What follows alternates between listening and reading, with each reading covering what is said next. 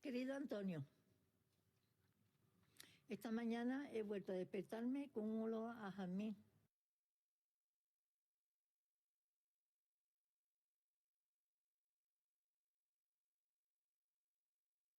Sé que eres tú.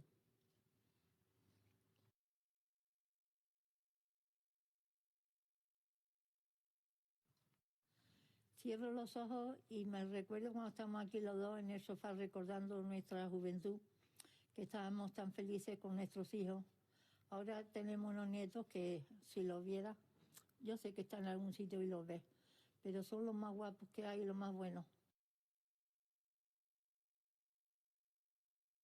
He hecho ejercicio y me he asomado a la terraza viendo todo lo que es el parte del mar.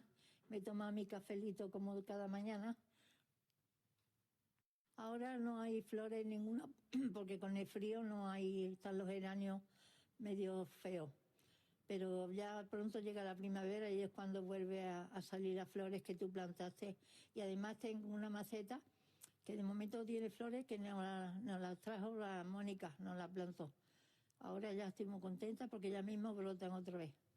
Esta mañana he ido al súper a comprar porque el niño viene a comer y me ha dicho que quería, bueno, lo que él le gusta siempre de comer, los macarrones con salchichilla y choricillo, como dice él siempre.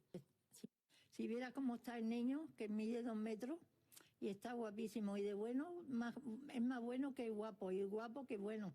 Y si viera la niña, no me diga, la Mónica. Tenemos una nieta que vale, vamos. Yo ya estoy cansada de llevar la mascarilla. Todavía no lo hacen llevar en el autobús.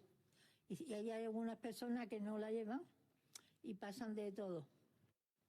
Yo de momento no he ni estornudado siquiera, no he cogido el COVID ni nada. Me figuro que he sacado la naturaleza de mi padre, que murió con 95 años y nunca tenía ni un estornudo. Y murió ya de mayor. Y me figuro que será que tendré la genética de...